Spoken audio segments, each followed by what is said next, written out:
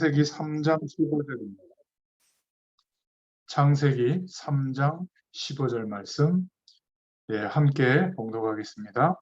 내가 너로 여자와 원수가 되게 하고 내 후손도 여자의 후손과 원수가 되게 하리니 여자의 후손은 내 머리를 상하게 할 것이요 너는 그의 발꿈치를 상하게 할 것이니라 하시고. 아멘. 예, 뱀에게 하나님께서 이렇게 저주하시는 그 내용, 그 속에 하나님이 복음을 말씀하고 있죠. 우리에게 깨닫게 되도록. 보통 영업장이나 가정에 보면 성구를 이렇게 액자로 해서 걸어놓는데 내 시작은 미약하였으나 내 나중은 창대하리라 이런 글이라든지, 아니면 100배의 축복을 주신다, 두드리라 열릴 것이다, 내 지경을 넓혀주리라, 주로 이런 말씀을 잘 붙잡으려고 해요. 하나님은 사랑이시다 이런. 그런데 성경은 전부 하나님의 약속을 말하는 겁니다. 하나님의 약속이 어디에 집중되어 있냐면 예수님이 하신 그리스도의 일을 믿도록. 그러면 그 믿음이 회복되어지면 하나님이 우리에게 회복시켜 주시려고 하는 그 영원한 축복이 우리에게 회복되어진다. 이것을 말씀하고 있는 것이 성경 전체의 내용입니다. 그래서 창세기는 처음부터 이렇게 연대순으로 기록한 것을 앞에 둔 게 아니라 3세기경에 지금 우리가 보고 있는 66권으로 다른 성경도 있었지만은 다른 것은 약간 좀 이렇게 기준으로 삼는 표준이 되는 그런 캐논, 하나님의 말씀 성경이라고 보기는 좀 어렵다 해서 빼고 지금 우리가 보고 있는 66권으로 기도하면서 결정했고요. 약간 외경, 위경이라고 해서 몇 가지 성경을 좀 참고하도록 덧붙여놨던 그게 3세기경에 결정한 성경의 내용입니다. 우리 개신교는 66권만 캐논, 바이블로 이제 인정을 하고, 천주교에서는 외경, 위경 몇 권을 더 넣어서 공동번역 성경이라고 이렇게 보면 거기에 다른 몇 권의 성경이 더 있어요. 도마복음사라든지 이런 게 있습니다. 참고로 알아두시고요. 그래서 창세기를 맨 앞에 둔 이유는 연대순으로 먼저 써서가 아니라 하나님이 말씀하시려고 하는 복음의 내용을 가장 잘 설명한 것이기 때문에 서론적으로, 대표적으로 앞에 두고 복음을 먼저 설명한 거예요. 그게 창세기라고 보시면 되겠습니다. 그래서 창세기는 어떤 그 교단이나 이상한 단체에서는 건강할 수 있는 어떤 방법이 들어있다. 옛날에는 몇백 년 살았는데 육식을 먹고 그래서 많이 먹고 그래서 수명이 단명된 거다. 채소 먹고 소식을 하면 지금도 오래 살 수 있다. 안식교나 이런 데서는 그렇게 주장하기도 합니다. 그래서 건강할 수 있는 어떤 방법을 거기서 막 찾아내기도 하는데, 성경은 우리가 원하는 쪽으로 말씀을 보면 그런 내용들이 또 있어요. 그런데 성경 전체는 복음을 말해주고 있는 겁니다. 하나님의 약속. 그러니까 그 하나님의 약속이 아니고는 회복될 수가 없는 거예요. 물을 떠나 있는 물고기는 물 밖에서는 죽은 그런 상태로 사는 거죠, 사실은. 사는 게 아니라 곧 죽죠. 하나님과 함께 해야 될 인간은 하나님을 떠나서 출생해서 살아가는 모든 삶이 물 밖에 놓여져 있는 물고기와 같구나, 이렇게 깨달아지기 전까지는 어떻게 살죠? 여전히 세상에서 그냥 생명 걸고 삽니다. 그런데 어느 날 재앙이 들이닥치는 거예요. 이번에도 참 비극적인 일이 있었잖아요. 무슨 할로윈이라고 하는 그런 미국, 유럽에서 그냥 애들이 사탕 얻어먹는 거거든요. 거기는 집이 띄엄띄엄 있잖아요. 땅덩어리가 넓어가지고. 그래서 애들이 이렇게 오면, 망토 쓰고 오면 이렇게 사탕 주는 정도로 귀신을 좀 이렇게 문화로 누리는데, 우리나라에는 이 할로윈 문화가 외국인 그 강사들, 어린이집 같은 데서 영어 가르치는 강사들이 애들한테 이렇게 시작했거든요. 한 20년 전에. 근데 이게 상업주의하고 결탁이 돼가지고 술집이 모여있고 클럽이 모여있는 데가 이태원이나 강남이나 홍대 이런 데거든요. 거기에 이제 요즘 젊은 애들이 갈 데가 없잖아요. 그러니까 조금 뭔가 이렇게 축제 비슷하게 자기들 나름대로 문화를 형성해가지고 집결한 거예요. 이번에도 뭐 13만 명이나 모였는데, 근데 하필이면 그 좁은 골목에 오고 가지도 못하고 사람이 계속 쌓이다 보니까 압사당해서 막 그런 일이 벌어졌잖아요. 물론 뭐 귀신을 섬기려고 간 그런 애들은 없어요. 그냥 뭐 문화라고 생각하고 즐기려고 술 한잔하고 뭐 거기서 만나서 좀 즐겁게 좀 보내자 이러고 갔는데 그런 재앙이 덮칠 줄 누가 알았겠습니까? 그죠? 그러니까 뭐 거기로 가서 나쁘다 이게 아니라 관리 소홀한 것도 있겠지만은 인간이 아무리 열심히 살아도 하나님을 떠나서 살아가는 그 삶은 가장 비극적인 삶으로 마감하게 됩니다. 가장 비극적인 삶이 뭐냐면 하나님 없어도 살만하구나 이러다가 죽는 거예요. 인간은요 반드시 절망이 오게 돼 있거든요. 왜 이러지? 왜 이렇게 힘들지? 왜 이렇게 외롭지? 왜 이렇게 답답하지? 왜 이렇게 힘들지? 이래야 정상이에요. 하나님 떠나서 출생해서 살고 있기 때문에. 그런데 매일 행복해요. 막 돈이 많아지고 막 건강하고 막 나이 80이 됐는데도 20대 체력이고 내가 일을 하지 않아도 막 여기저기 빌딩이 있어가지고 임대료 수입이 들어와가지고 그걸로 뭐 평생 먹고 살아도 그냥 떵떵거리면서 살고 이러면 행복할 것 같잖아요. 절대 그렇지 않습니다. 우리가 자꾸 눈에 보이는 세상에서 살아오고 경험하다 보니까 주로 판단하고 결정하는 모든 근거가 세상이에요. 그래서 80년, 90년을 살아도 안식이 없는 겁니다. 이게 너무 안타까운 거죠.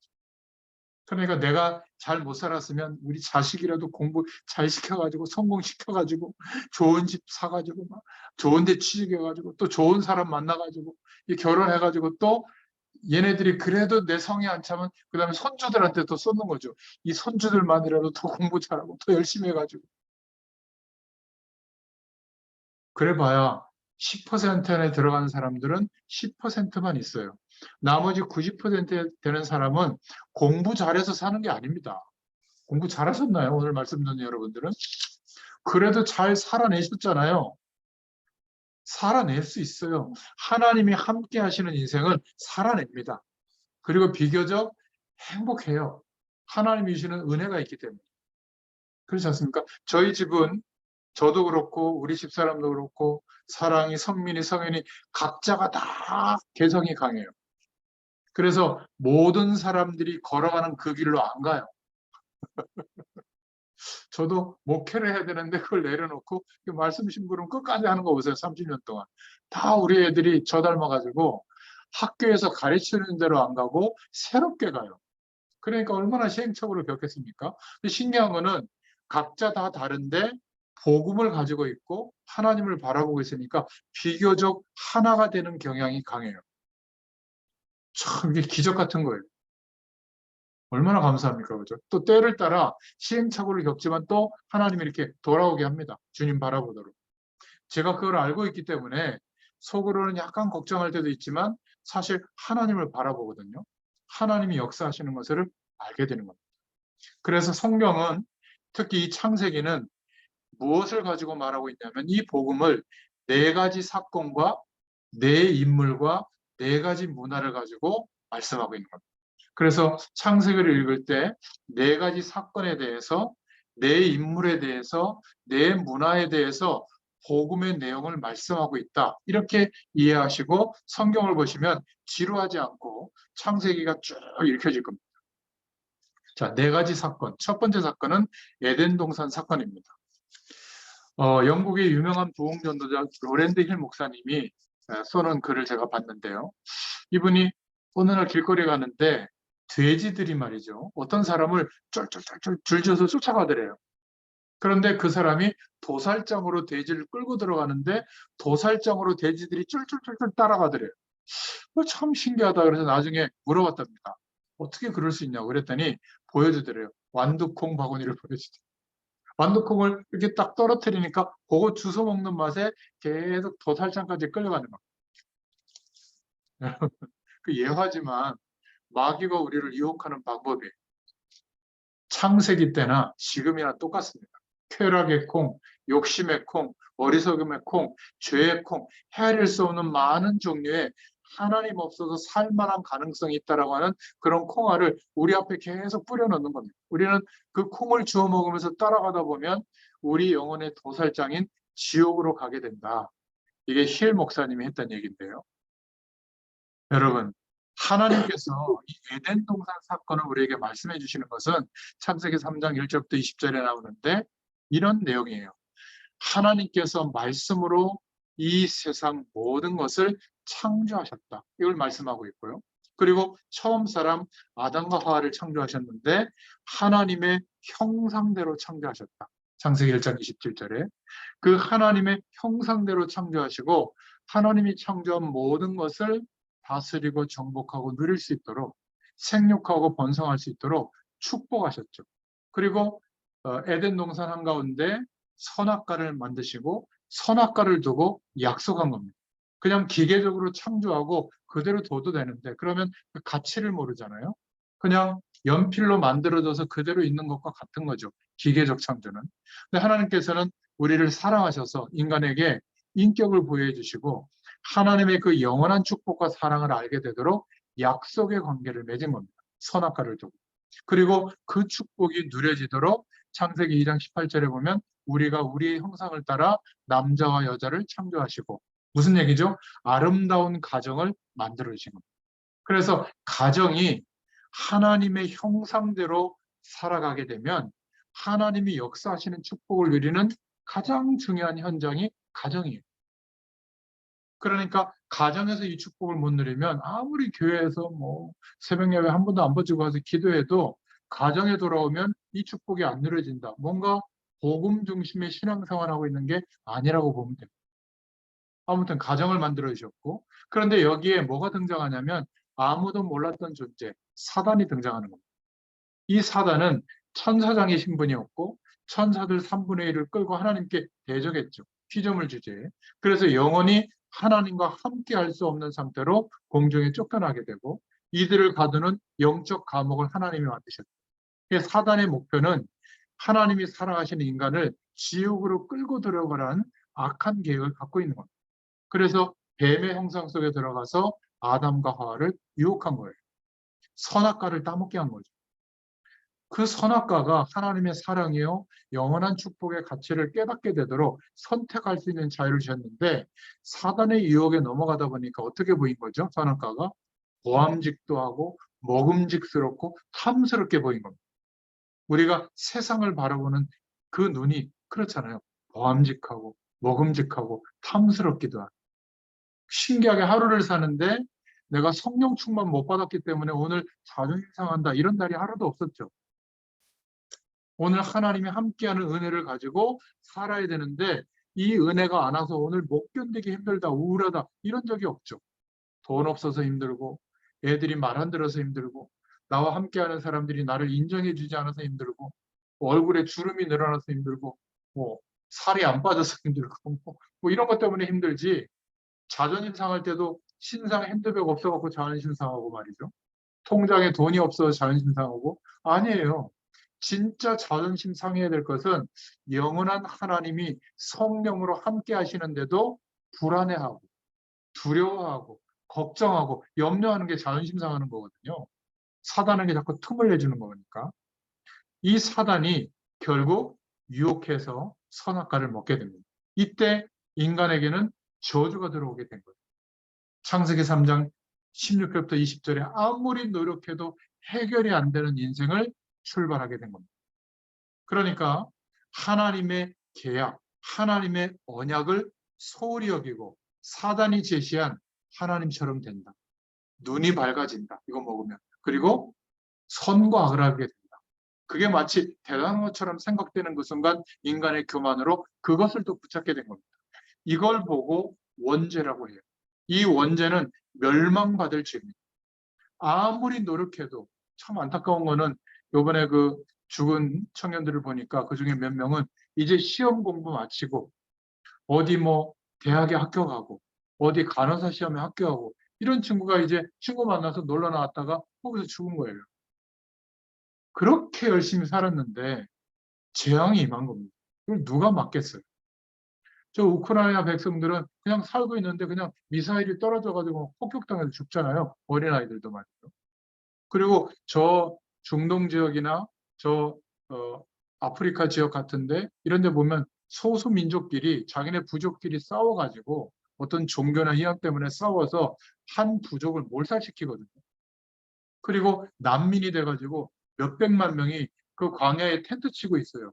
국제사회에서 원조를 10일 동안 안 해주면 다 굶어 죽습니다. 그게 100만 명이 넘어요. 그런 곳이 수십 군데 난민들이 있는지. 그러니까 왜 그렇게 저주가 임하겠습니까? 아니 반대로 그러면 어마어마한 대그룹을 형성하고 어마어마한 경제력이 있는데 왜 자살을 합니까? 현대가에서 그 가장 장자가 자살했잖아요. 기억하시죠? 그리고 왜 대통령이나 한 분, 그런 훌륭한 분들이 자살을 합니까? 시장도 자살을 하고, 판검사도 자살을 하고, 사회 지도층들이 왜 한계에 몰려서 자살을 할까요?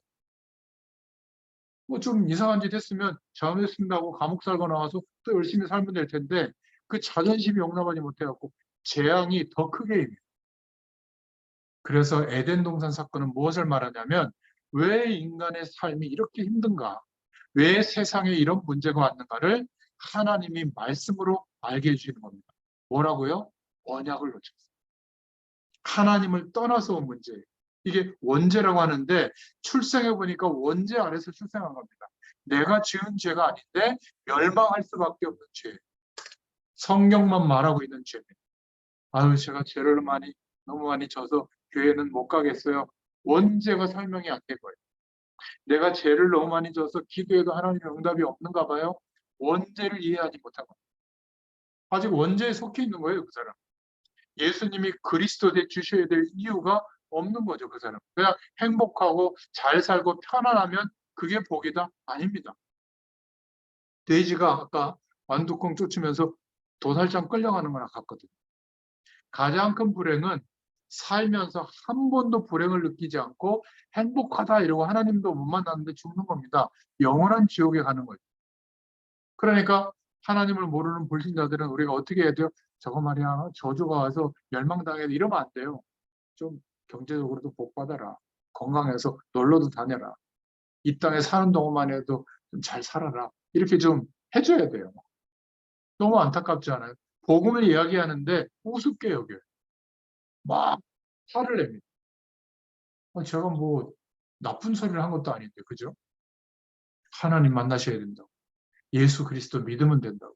아, 난 지옥 갈 거라고. 아예 대놓고 얘기하는 사람도 있어요. 심각하죠. 그래서 에덴 동산 사건, 창세기 3장에 나와 있는 이 사건을 통해서 인간에게 온 저주를 말씀하고 있는 겁니다. 그러나 하나님께서는 여자의 후손을 통하여 구원의 길을 열어주고 원죄 아래서 출생했다는 것은 남자의 후손, 남자의 씨를 받고 태어난 모든 인류는 원죄 아래서 출생하는데 그런 분이 아니라 오실 메시아 그리스도는 누구라고요? 여인의 후손이 오면 뱀의 머리를 상하게 할 것이다. 모든 권세를 끝내버리는 거죠. 죄와 사망의 법을 무너뜨리고 부활하셨잖아요. 영원한 몸으로 승천하셨잖아요. 그래서 죄와 사망의 권세가 무너지게 된 겁니다. 이때부터 인간에게는 구원의 길이 열려지게 된 거죠. 다시 회복될 길이 열려지게 됐는데 그래서 하나님께서 미리 복음을 주셨다. 신학적으로는 원시 복음이라고 합니다. 처음 주신 복음이라는 뜻이에요. 창세기 3장 15절.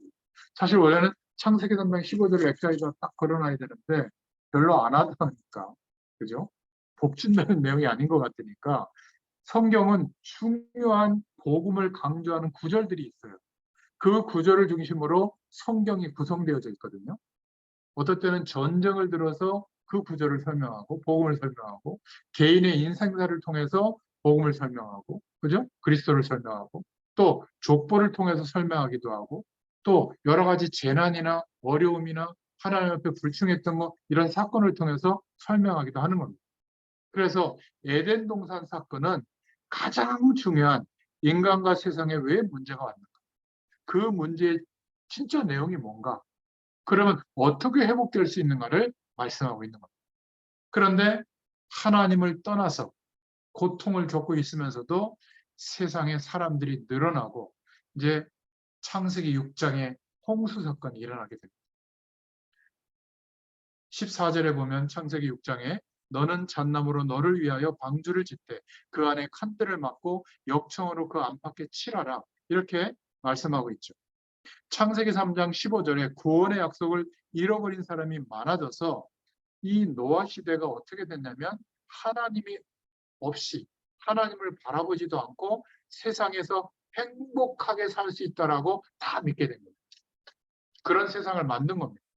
하나님이 볼 때 가장 타락한 시대로 보고 심판하신 것이죠. 뭘로요? 죽음으로 심판하신 겁니다. 홍수로 심판하신 것이죠. 120년 동안 산중턱에다 방주를 만들면서 하나님 약속을 붙잡아야 된다고 말하는 노아를 경멸하고 업신여긴 시대예요. 그러니까 우상을 섬기고 타락하고 가정이 파괴되고 결국 위에서 떨어진 자라는 뜻인 네피림의 시대가 된 거죠. 사단을 말합니다.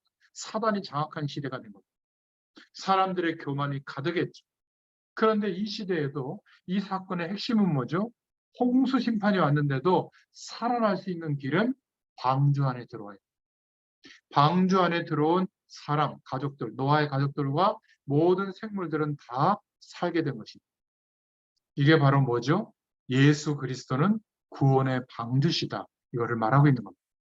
그런데 홍수에서 이제 심판이 끝나고 방주에서 나오고 나서 또 사람들이 많아지니까 또 돌아가는 거예요, 세상으로. 그래서 하나님이 바벨탑 사건을 통해서 말씀하고 있는 겁니다.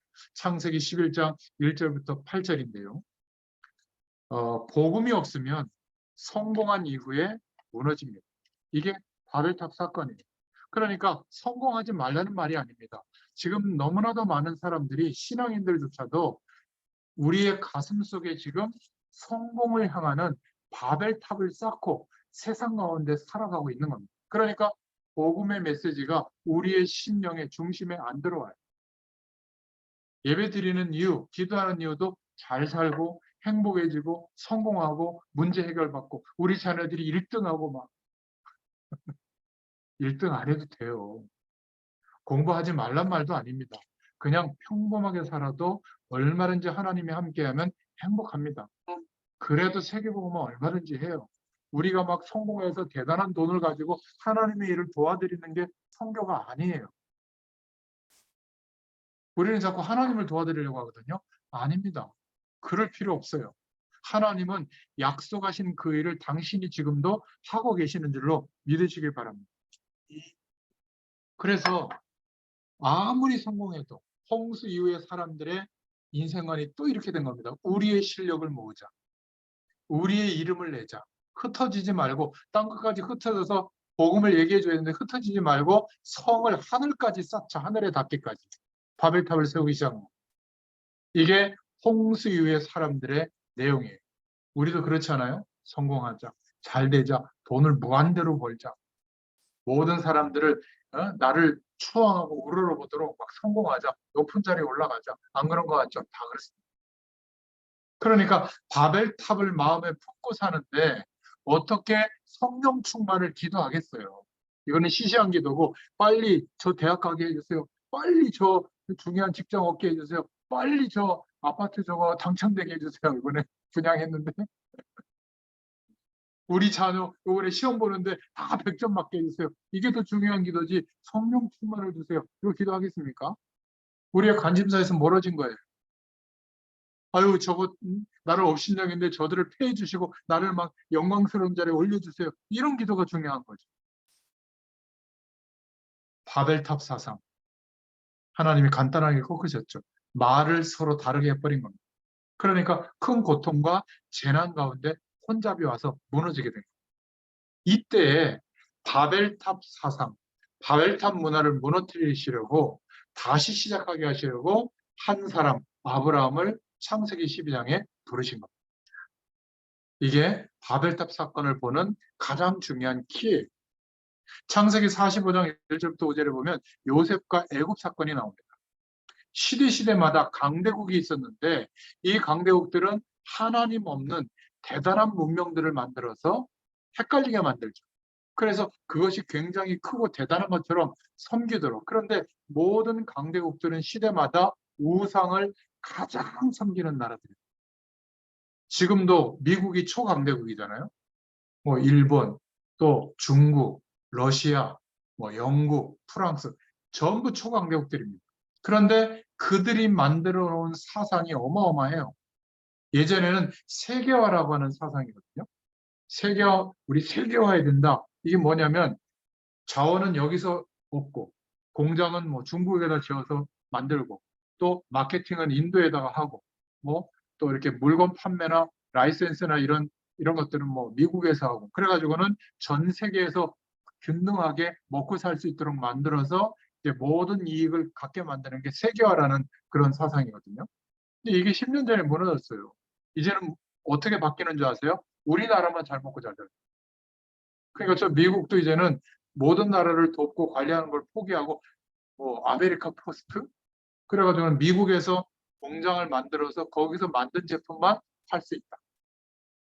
중국에서 공장에서 만든 거 이제 팔면 벌금 매긴다. 이런 깡패가 어디 있어요? 미국 좋은 나라 아닙니다. 뭐 어디는 막 데모할 때 이렇게 밖에서 막 태극기하고 한국 국기 들고 막 이렇게 뭐 하시는 그런 교회나 그런 성도들도 있던데 정신 나가는 거예요. 제가 볼 때는. 그러니까 하나님께서 아브라함을 부르셔서 가장 성공을 향해서 달려가는 그 사상이 행복해지는 길이 아니라 무너지는 길이에요. 그러면 성공하지 마라, 열심히 사지 말라. 그게 아니에요. 도구입니다, 도구. 그렇잖아요. 지금도 이 핸드폰이 도구잖아요. 이 도구가 있으니까 같이 이렇게 말씀을 나눌 수 있잖아요. 이거 선택하면 돼요. 근데 이게 진리처럼 거기에 목숨을 걸면 이거 문제가 오는 겁니다. 그렇죠? 세상을 살아가는 모든 조건과 내용은 도구예요. 하나님께 영광이 되는 일에는 선택하면 되고 오히려 하나님의 영광을 가린다 그러면 선택하지 않으면 되는 겁니다. 그렇지 않겠어요? 제가 조마조마하더라고요. 우리 교회 자녀들이나 우리 복음을 강조하는 이 전도 운동하는 그런 단체 자녀들이 거기 가서 죽었으면 큰일 나잖아요. 할로윈 우상 그렇게 배격했는데 다행히 아직까지는 그런 뉴스가 없어서 그나마 참 미안하고 다행이라고 생각하는데 여러분 바벨탑이 나쁜 게 아니라 우리의 가슴 속에 바벨탑을 쌓고 있는 게 나쁜 거예요. 있어도 되고 없어도 되는 겁니다. 필요하면 하나님이 역사해 주세요. 그쪽에 많은 것들을 얻을 수밖에 없도록 하나님이 물꼬를 터줍니다. 그건 간단한 거예요. 아니 100년 먹을 응답이 와야 1년 이래도 100년의 응답이 와야 세계복음 하죠. 아끼고 열심히 해가지고 무슨 세계복음 하겠습니까? 못하세요. 그런데 믿음 안에서 가능해지도록 하나님의 사람들은 다 하셨잖아요. 근데 왜 나의 인생은 안 된다고 생각합니까? 세계복음 그러면 저는 아니고 하나님 조금 축복하시면 3배쯤 지금보다 꼭 주시면 헌금 좀 할게요. 이 정도지. 나를 통해서 세계복음 한다고 하나님이 하시는데도 나중에는 나중에 성공하면 뭐 빌딩이라도 하나 사면 그때는 좀 생각할까? 아니에요. 아무거 없어도 돼요. 노력하지 않아도 된다. 제가 이걸 강조하는 게 아니라 믿음의 영역은 다른 거예요. 세상과 다른 겁니다. 그래서 네 번째 사건을 통해서 창세기를 말씀하고 있는 겁니다. 창세기 45장 1절부터 5절에 요셉과 애굽 사건을 보여주시는 거예요. 시대마다 강대국들이 있는데 이 강대국에 복음이 증거되지 않으니까 하나님은 강대국에 복음이 증거되도록 하시는데 복음 운동을 안 하는 거예요. 이스라엘 백성들. 특히 아브라함이 이스라엘 민족을 통해서 강대국에 전 세계에 복음을 증거하도록 하셨는데 안 하는 겁니다. 야곱도 그냥 애들만 돌보고 있는 거예요. 근데 그 중에 요셉이라는 인물을 하나님이 허락하시고 꿈을 꾸게 한 겁니다. 11개 별 집단이 저라고 해와 달과 별이 저라고. 그래서 선교 사상, 세계 복음화 사상을 집어넣어서 그런데 요셉도 준비를 안 해요. 그래서 어쩔 수 없이 노예로 팔려가게 해서 경제 공부시키고 모함 받아서 감옥 들어가게 해서 정치 공부시키고 정치는 상대방을 죽이는 게 아니거든요. 나의 적이라도 같이 끌고 가서 내 비전을 설득하고 전달해서 전체가 살도록 도와주는 게 정치력이에요. 그거를 보디발 장군 집에 있는 감옥은 정치범 수용소입니다. 거기에 들어가서 배우게 한 거예요. 그런데 우리 인생의 모든 일이 우연 같지만 아니에요. 요셉은 상상하지 못하게 하나님이 하시는 일이 있었거든요. 나 꼭 기억해 주세요. 꿈 해몽하고.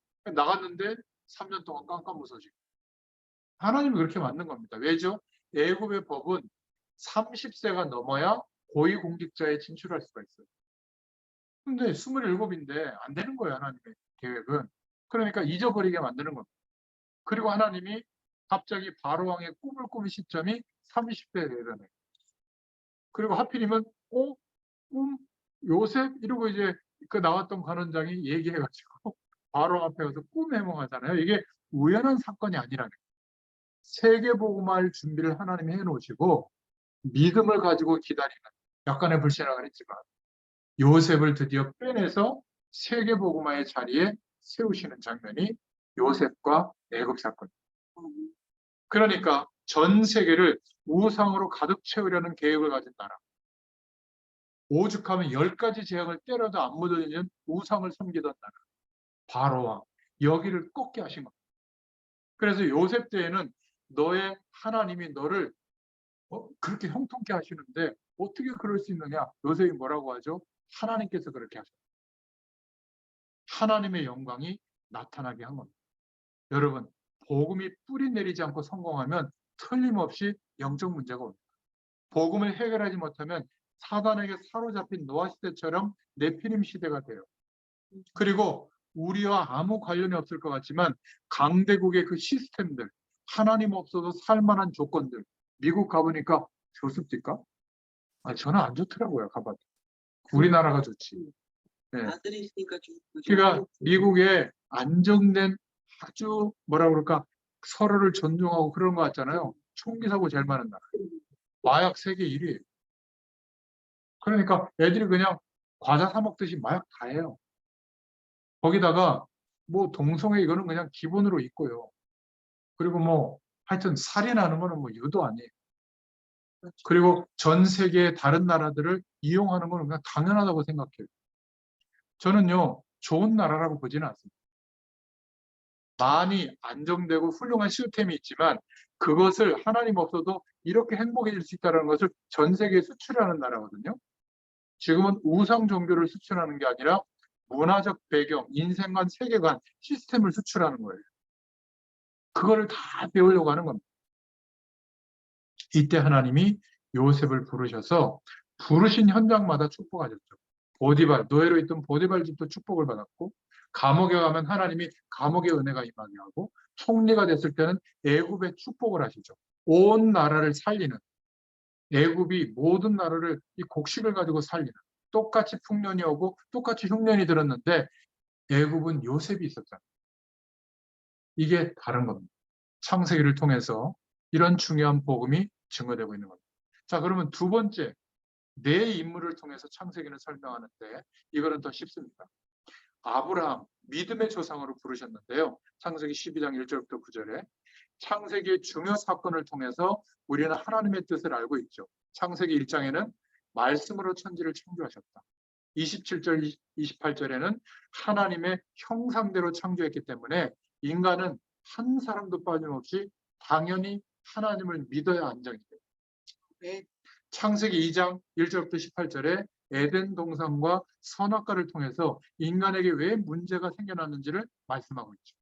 창세기 3장 1절부터 20절에 결국 사단의 출현과 인간의 근본 문제가 얼마나 큰지 하나님 떠난 문제가 창세기 6장에 홍수 심판을 받을 만큼 영적 문제가 오는 내용이란 말이죠. 결국 인간은 하나님 없이 아무리 노력해도 그것은 무너지는 바벨탑이다. 이때 이런 현장 속에서 하나님이 아브라함을 부르신 겁니다. 세상 사람들이 이런 어마어마한 축복을 모르고 있을 때, 저주 가운데 있을 때 하나님이 저와 여러분을 영적 이스라엘로, 아브라함으로 부르신 줄로 믿습니다. 내가 몇 대째 예수 믿었다, 그게 중요하지 않아요. 예수 그리스도를 바로 알고 믿고 있는 나를 믿음의 조상으로 부르신 줄로 믿습니다. 저와 여러분 때문에 후대들이 살고 저와 여러분들 때문에 관련된 여러분들이 품고 기도하는 사람들이 회복되게 될 줄로 믿습니다. 그래서 하나님이 아브라함에 대한 명령이 주어졌죠. 본토, 친척, 아비집을 떠나라. 내가 내게 지시할 땅, 예수님 오실 땅, 그게 복음을 붙잡는 거거든요. 가나안 땅으로 가라. 근데 이것을 육신적으로 이해했던 아브라함은 못 떠나고 미적대니까 아버지를 불러가지고 또 아무리 생각해봐도 생물학적으로 내가 아이를 낳을 수 없는데 어떻게 내 씨를 통해서 천하 열방이 복을 얻을까? 하나님의 약속도 약속이지만 그래서 그 씨를 얻으려고 조카 롯을 데리고 종 엘리에셀을 의지하고 그렇지 않습니까? 전부 뭐죠? 어떻게 먹고 살까? 어떻게 하나님의 육신적인 복을 받아서 잘 될까? 여기에 매여 있는 거예요. 그럴 때마다 기근을 만나서 애굽으로 내려가지만 고난을 당하고 부끄러움을 당하고 자기 부인을 막 누이라고 속이기도 하고 창세기 13장 1절부터 13절에 보면 조카 롯과 갈등이 커지고 목축은 늘어나는데 재산은 늘어나는데 오히려 갈등이 더 커지는 거예요. 드디어 아브라함이 하나님의 언약을 깨닫고 믿기 시작할 때부터 하나님의 역사가 일어났죠. 창세기 13장 14절부터 18절에 롯에게 양보하고 헤어지죠. 더 큰 축복을 받습니다. 창세기 14장에 보면 318명의 가신을 데리고 연합군이 나눠져서 전쟁하는데 그거를 평정하고 전쟁에서 승리합니다. 창세기 17장에는 열국의 아비로 축복을 받고요. 창세기 18장에는 드디어 다시 아들에 대한 약속을 받습니다.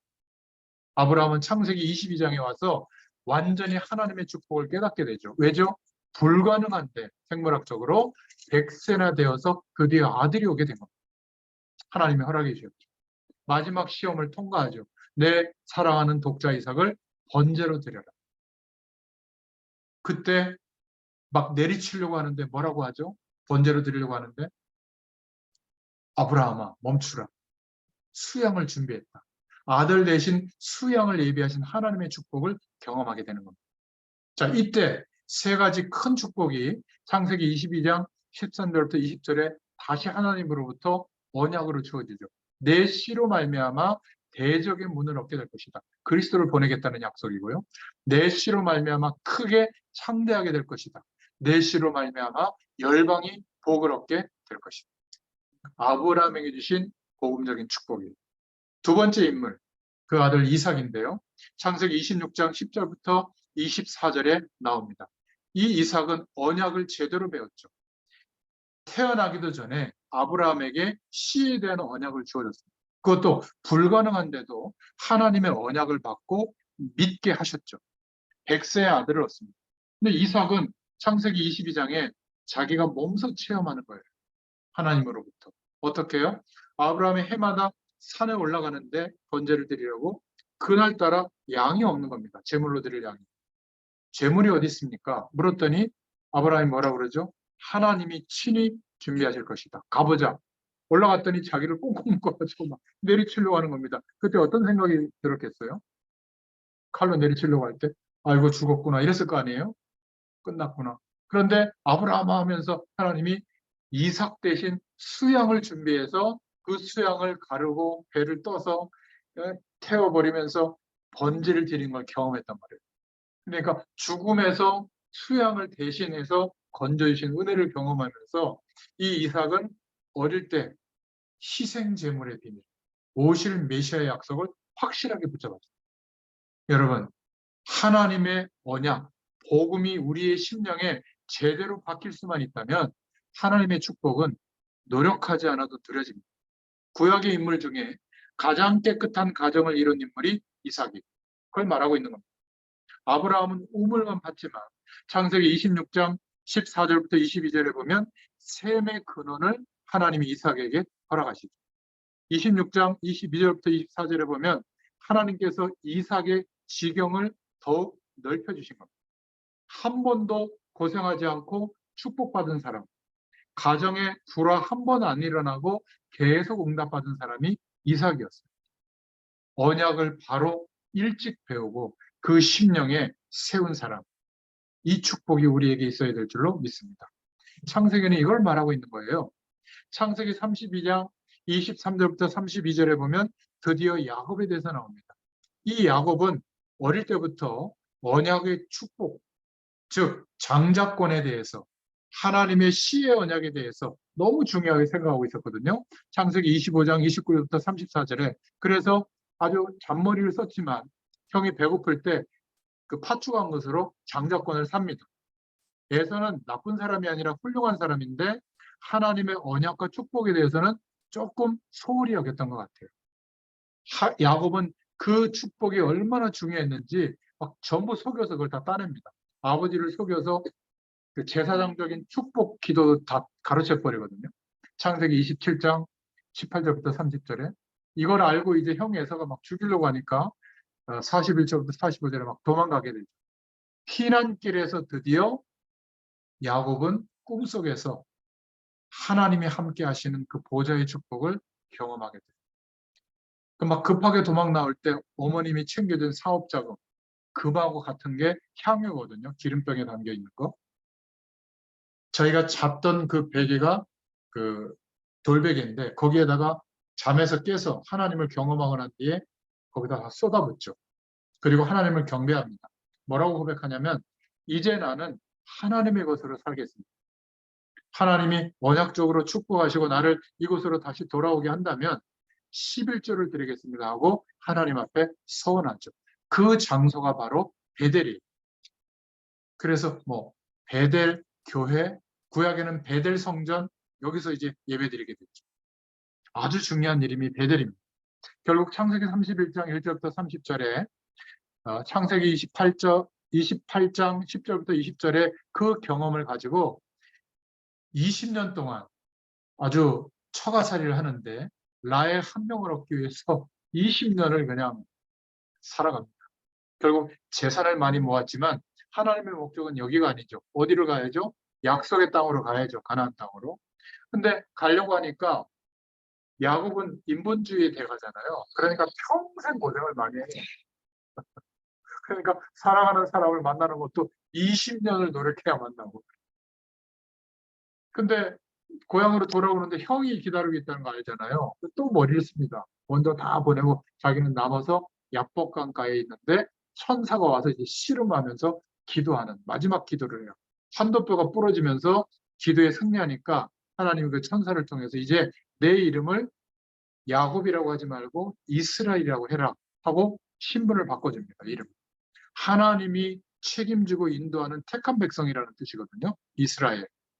육신적으로도 노벨상 3분의 1을 가져간 이스라엘이라는 이름. 이스라엘 백성들이 이 축복을 받고 있는 겁니다. 사실. 그런데 누가 참 이스라엘의 복을 받을 것이냐. 이게 창세기가 말하는 내용이에요. 이것과 연관이 되어져서 갈라디아서 1장에 보면 바울이 이렇게 편지로 고백을 하는 거예요. 육신적으로 아브라함의 혈통이 아브라함에게 약속한 열방이 너로 인하여 복을 받게 될 것이다. 이 축복을 받는 게 아니라 그리스도께 속한 자가 약속대로 유업을 이을 자니라 이렇게 얘기하는 겁니다. 아멘. 유대인들이 이걸 보고 기절을 하는 거죠. 이게 무슨 이단 아니야 가지고 그때부터 바울을 추격대를 편성해서 죽이려고 한 거예요. 자기들의 약속으로 붙잡고 선민, 우리만 택한 이스라엘이라고 생각했는데 누가 참 영적 이스라엘이냐? 누가 아브라함의 축복을 받을 자나? 약속대로 유업을 이을 자는 그리스도께 속한 자다. 이게 갈라디아서의 핵심이에요. 그러니까 성경은 다 통하게 되어 있습니다. 복음으로. 이것을 강조한 것이 결국 야곱의 인물을 통해서 하나님이 말씀하고 있는 거죠. 마지막 인물, 요셉입니다. 여러분 기억하세요. 세계복음화.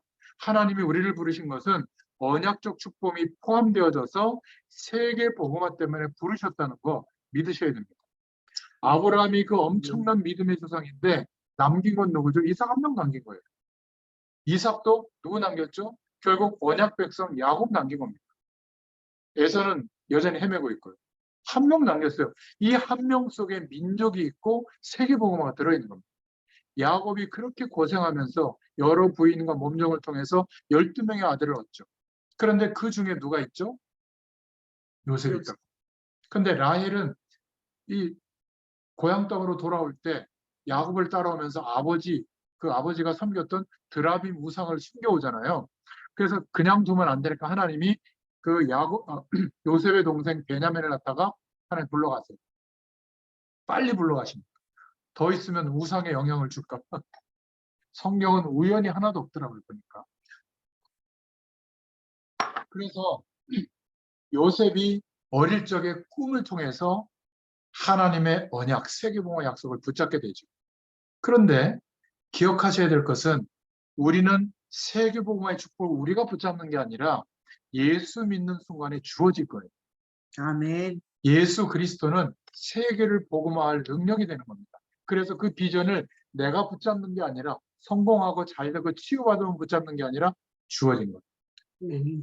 요셉에게 주어진 겁니다. 할 수 있다 없다가 아니라 이미 그 비전을 가지고 있는 거예요. 그래서 요셉에게 하나님은 계속 은혜를 베푸신 겁니다. 왜? 요셉을 통해서 하셔야 됩니다. 이스라엘 민족을 통해서 세계복음화가 시작되었는데 특히 아브라함의 가문을 통해서 약속하신 일이 드디어 요셉 때에 시작되게 된 거죠. 요셉도 이 언약을 깨달은 겁니다. 부모에게서 전달된 놀라운 이 언약을 요셉이 깨닫게 된 거죠. 아무 힘 없어도 돼요. 하나님이 만들어 가십니다. 이 언약 깨달은 요셉에게 하나님은 계속 응답하셨어요. 노예로, 감옥으로, 총리로 다 같은 수단이에요. 우리는 총리는 감사합니다 이러지만 감옥 그러면 안 돼요 하나님 이러잖아요. 측량할 수 없는 방법으로 우리 인생 전체를 하나님이 지금 주권적으로 인도하고 계시는 거예요. 아멘. 여러분 자녀를 볼 때, 가문을 볼 때, 가정을 볼 때, 교회에 일어나는 일들을 볼 때, 여러분들 친구들 또 직장 동료들을 볼 때 우연히 일어나는 일이 아니에요. 그러니까 성령의 충만한 은혜가 없으면 해석이 안 돼요. 고통이고 창피함이고 부끄러움이고 두려움이고 걱정이고 염려예요. 그런데 성령 충만이 임하면 해석이 되는 겁니다. 창세기 전체를 읽어보시면 우리 인생의 모든 문제가 끝났다고 하는 것을 알게 될 거예요. 오늘 창세기 50장을 이 1시간에 하려고 하니까 조금 길어졌는데 이해해 주시고요. 이제 거의 다 왔습니다. 그래서 세계복음화를 요셉으로 세우신 것처럼 이제 아멘 하셔야 됩니다. 저와 여러분을 요셉으로 부르셨다. 아멘. 강영순 장로님 아멘이죠? 노후를 준비하고 어디 여행 다니시고 맛있는 거 먹고 하셔야 되는데 그것도 세계복음화 때문에 하세요. 아멘. 그러면 하나님의 역사가 일어나요. 그 여행하다가 누군가에게 나도 모르게 떠듬떠듬 복음 얘기해 줬는데 그 사람이 바울이 될 수도 있는 거예요. 그러니까 이 눈을 뜨고 다니셔야 되는 겁니다. 세계복음화에 약속이 있는 사람은. 그죠? 아파가지고 병원에 갔는데 그 의사가 누가가 될 수도 있어요. 누가가 의사였잖아요. 좀 잘 치료해 주세요. 아이고 아파요. 이러고만 오지 마시고 편지라도 한 장 남겨주고 오세요. 예수 믿으시라고. 그게 세계복음화의 약속을 믿는 사람이에요. 나를 막 힘들게 하는 사람을 그냥 용서해주면 그렇잖아요. 용서해주면서 복음 얘기해주세요. 나 예수 믿기 때문에 용서하랍니다. 그런데 이건 좀 믿으세요. 그렇잖아요. 이 모든 삶이 거기에 맞춰지는 겁니다. 만약 목사인 제가 목회만 하고 있으면 세계복음화는 관심도 없고 아무리 해외 나가서 선교를 해도 내 메시지 전하고 뭔가 내 말 듣는 선교사 세우고 말 안 들으면 돈 선교비 안 주고 말 들으면 선교비 주고 그건 선교가 아니에요. 그렇잖아요. 그런데 세계복음화의 약속이 있으면 선교를 그렇게 안 해요. 전도를 그렇게 안 해요.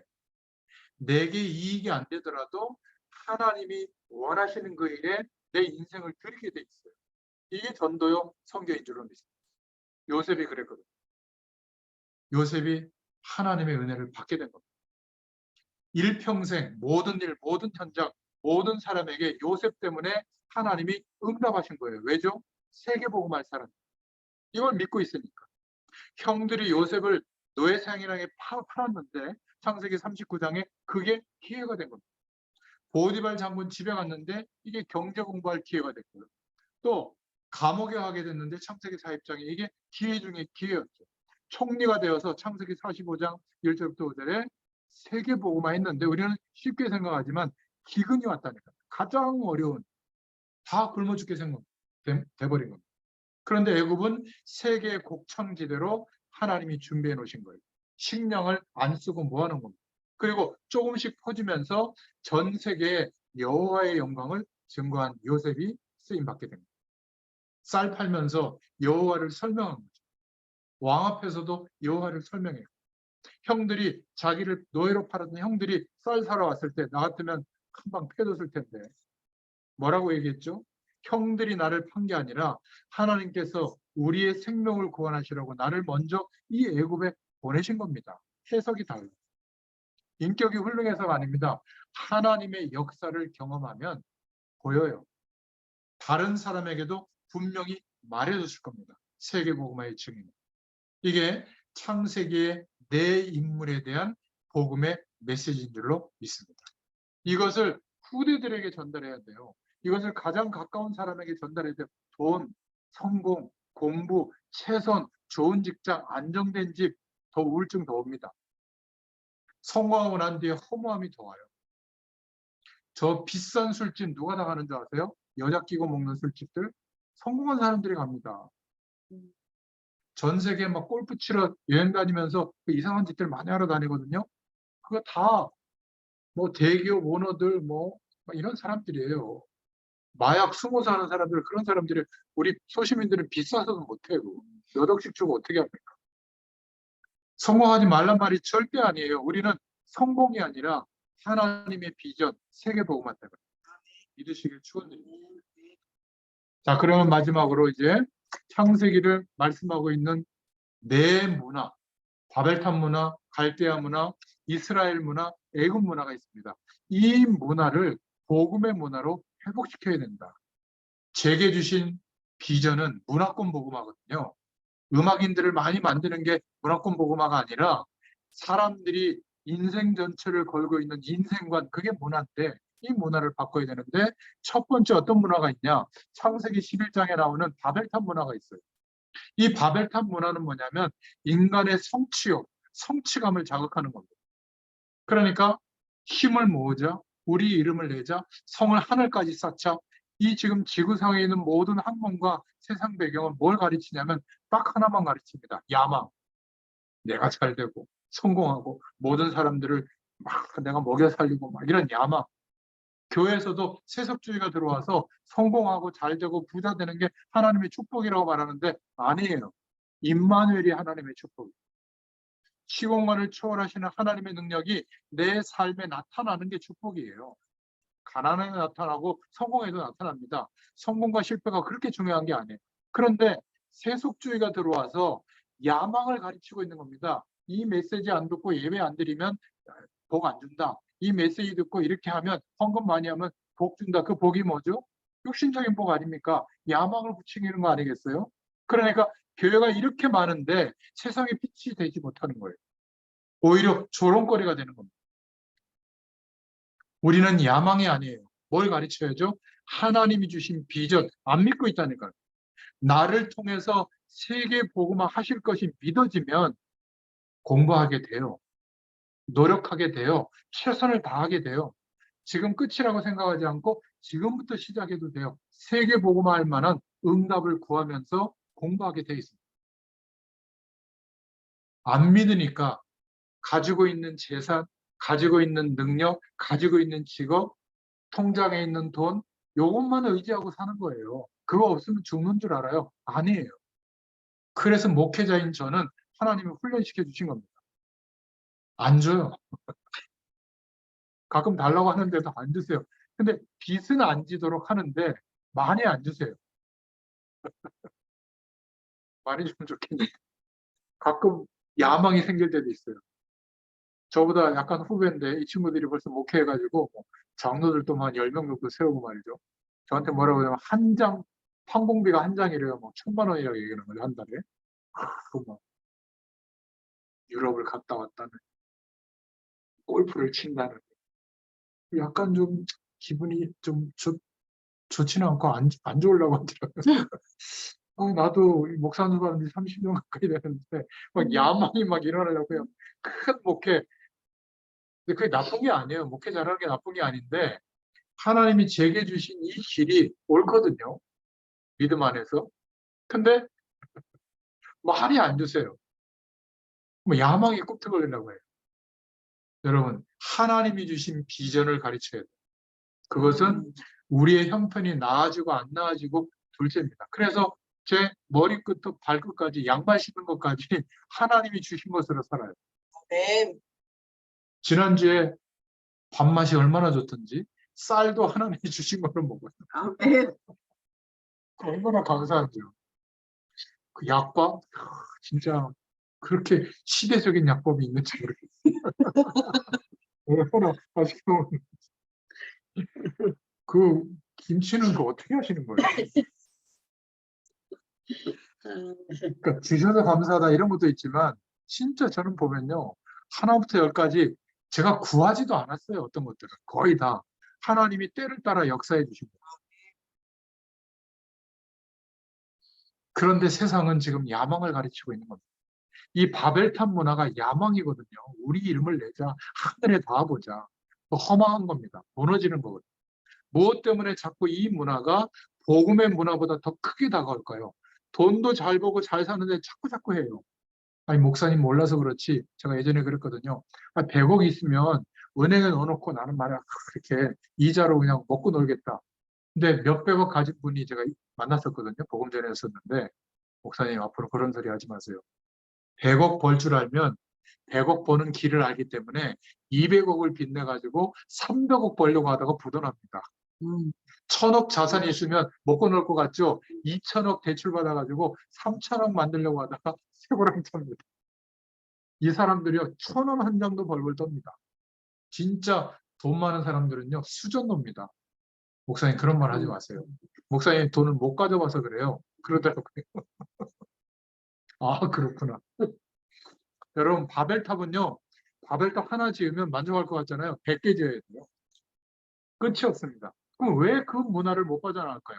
창세기 3장 1절부터 20절에 인간의 근본 문제, 원죄 아래에 있는 상태, 죄와 사망의 법 아래 사로잡혀 있고 마귀에게 그 영혼이 장악되어 있기 때문에 그게 전부라고 생각하는 거예요. 이게 창세기 3장에 부추겼던 사단의 핵심, 야망을 부추긴 거잖아요. 네가 그 선악과를 따먹으면 하나님처럼 된다. 눈이 밝아진다. 선과 악을 알게 된다. 그게 야망인 겁니다. 이게 안 없어진 거예요. 예수 믿어도 시공간을 초월하시는 성삼위 하나님의 축복이 경험이 안 되면 여전히 그 야망에 사로잡혀 있는 겁니다. 우리 교회에서 내가 헌금 제일 많이 하고 뭐가 그렇게 중요해요? 헌금 좀 조금 하면 부끄럽습니까? 최선을 다해서 하나님 앞에 믿음으로 드리면 돼요. 그 돈 때문에 하나님이 성전을 짓고 못 짓고 하지 않아요. 하나님이 역사합니다. 저 우리 교회 30년 있으면서 봤거든요. 하여튼 막 없어요. 그렇게 열심히 하는 사람도 없어. 근데 시간 지나 보면 다 돼 있어요. 안 되는 것도 없고 잘 되는 것도 없고 지나가 보면 다 돼 있어요. 그 우리 교회 아이러니한 네.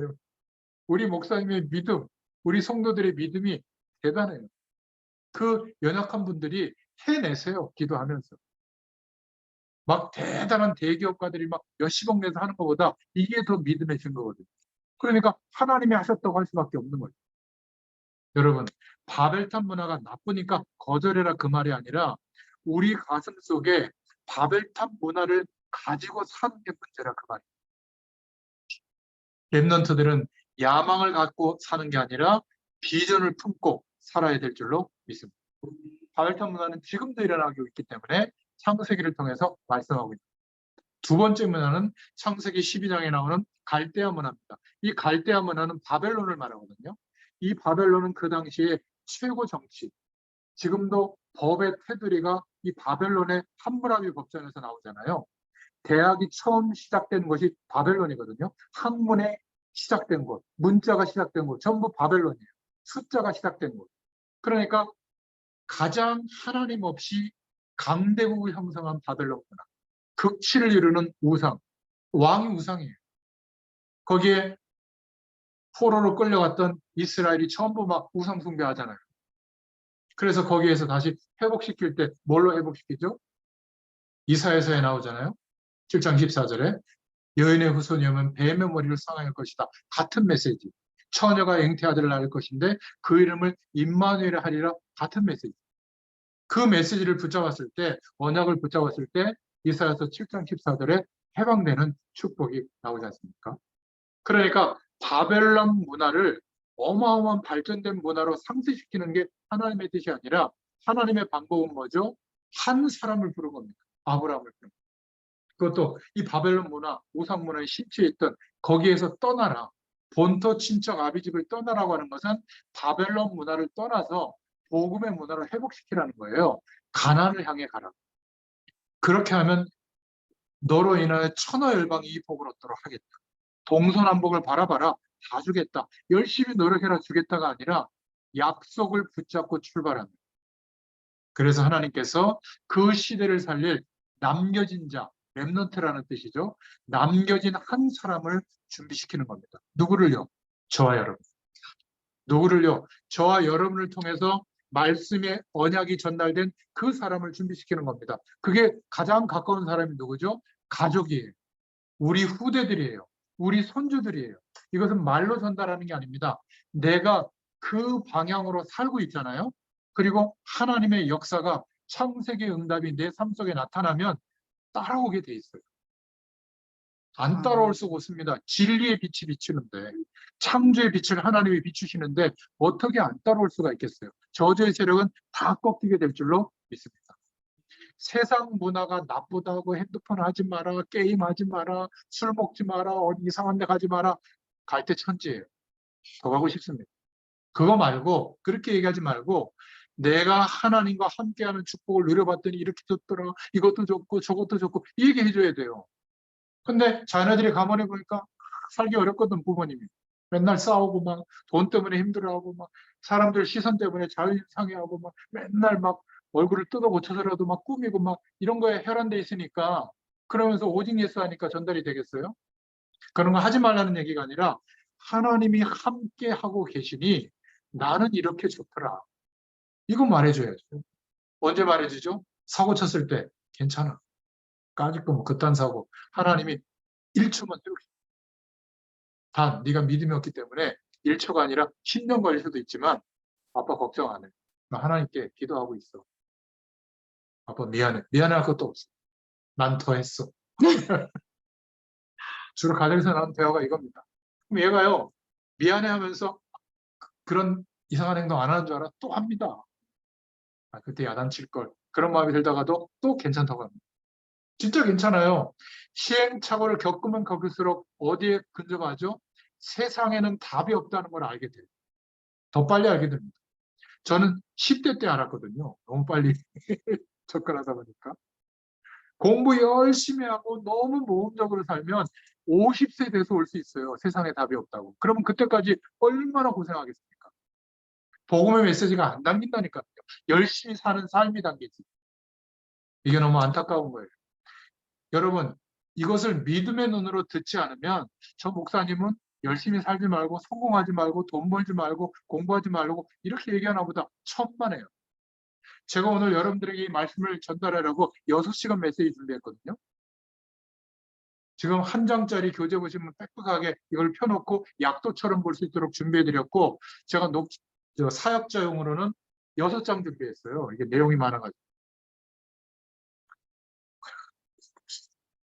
수고한 게 아니라 이게 열심히 하게 돼요. 근데 이게 열심히 힘든 게 아니라 어떻게 하면 이 축복을 전달할 수 있을까?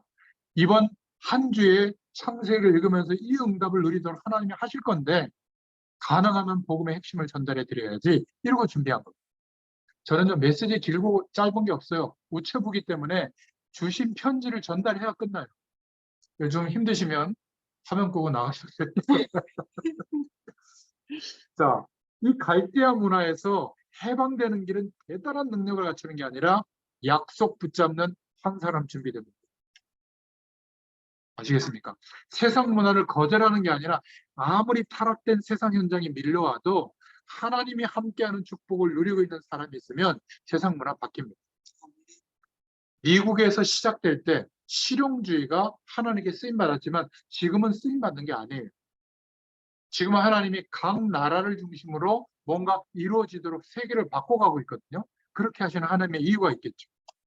갈대아의 우상 문화를 없애고 이제는 복음의 문화로 회복하라는 겁니다. 세 번째 문화가 창세기 32장에 나오는데 이스라엘의 문화예요. 이스라엘, 육신적으로 아브라함의 혈통을 타고 태어난 유대인들이 이스라엘이 아니고 그들이 찾아낸, 성경을 통해서 율법적으로 찾아낸 쉐마, 토라, 탈무드, 가정교육을 통해서 세계의 모든 것들을 장악하고 있는데 그게 복이 아니라는 거예요. 야곱을 보고 네 이제 야곱이 아니다. 네가 이제는 이스라엘이 되라. 이스라엘이다. 우리에게 메시지를 주고 있는 겁니다. 누가 참 이스라엘 축복을 회복할 것인가. 그래서 이스라엘 문화는요, 우리하고 비슷해요. 흰옷을 좋아하고 단일 민족이고 산이 많고 종교심이 많아요.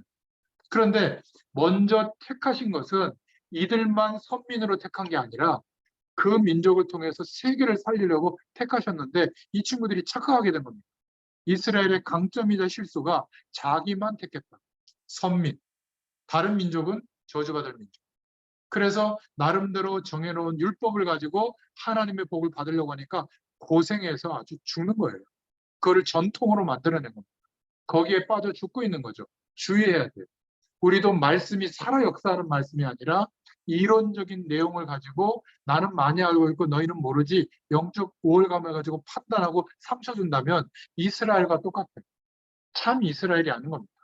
예수 그리스도로 말미암아 하나님이 함께하는 축복을 누리는 우리가 참 이스라엘인 줄로 믿습니다. 그래서 하나님이 구약을 통해서 신약을 통해서 복음을 깨달은 소수의 이스라엘이 이 참 이스라엘의 축복을 받게 된 거죠. 창세기 32장 23절부터 32절에 야곱에서 이스라엘로, 사도행전 9장 1절부터 15절에 핍박자 사울에서 전도자 바울로 그렇게 축복하신 겁니다. 이 이스라엘의 복음은 세계를 향해야 되는 거예요. 우리도 하나님의 자녀로서 하나님의 축복받은 우리가 우리 가정, 내 자녀에서 머물지 말고 우리 교회에서 머물지 말고 이제 세계 복음화, 특히 저 유대인들을 향하여 복음을 전파할 수 있도록 성공한 유대인들이 정서와 통하려면 성공해야 되거든요. 오늘 이 메시지를 혹시 유영근 장로가 듣고 있다면 더 성공하세요. 더 열심히 하세요. 왜? 그 미국 사회를 쥐락펴락하는 유대인들과 소통할 만큼 그 자리까지 도전하세요. 공부 게을리하지 말고. 하나님이 역사해 주실 겁니다. 왜? 그러려고 하나님이 그 마음을 준 거 아니에요? 공부할 수 있고 성실하게 살 수 있고. 그렇지 않습니까? 우리 그 부인 성현이. 전성희 권사님도 첼로를 그렇게 많이 공부했는데 그냥 연주회 한번 하고 끝나지 말고 그 첼로 지금부터 본격적으로 공부하세요. 연주 준비하시고. 그래가지고 이 첼로를 통해서 세계복음화할 하나님의 꿈을 꾸세요. 네. 돈벌이 수단으로만 하지 말고 거의 다 이제 그분들이 시간 강사나 뭐 이런 거 이제 거기서도 이제 그만둬야 될 상황이 되고 이제는 뭔가 음악을 가지고 해야 될 상황이 클래식의 직업의 일들이 안 이루어지고 있거든요. 이게 기회예요. 그래서 지금부터 음악만 하지 말고 세상의 흐름을 보세요. 하나님이 준비하신 흐름. 그 속에 답이 있습니다. 우리는 복음의 문화를 참 이스라엘의 축복을 회복해야 될 줄로 믿습니다. 바벨론을 떠나서 갈대아를 떠나서 피해서 왔더니 더 큰 우상 문화가 기다리고 있어요. 애굽 문화. 그게 창세기 37장의 배경입니다. 애굽은 그 당시의 로마요, 바벨론이요, 당대의 주도국이었죠. 얼마나 우상이 심각하냐면 하나님이 재앙을 때려도 안 끝나요. 10가지 재앙. 마지막 장자들 모든 동물들의 첫 새끼까지 다 죽여버리니까 그때 항복하는 거 있죠. 잠깐 또 군대를 편성해서 또 쫓아오잖아요. 우리는 여기서 눈을 떠야 됩니다. 강대국을 복음화해야 될 사명을 깨달아야죠. 세계 복음화의 비전, 이것을 붙잡는 순간 하나님은 역사해 주실 줄로 믿습니다. 이 사명자들이, 전도자들이 힘이 없으면 없을수록 하나님께서 힘을 주실 거예요. 애굽의 흑암을 막는 하나님의 선교 전략은 뭐라고 했죠? 한 사람이, 아브라함 그 가문을 선택한 겁니다. 한 사람 뒤에 국가가 있고 세계 복음화가 있는 겁니다. 저 여러분 뒤에 이 축복이 있는 줄로 믿습니다. 드디어 요셉이 출현했죠.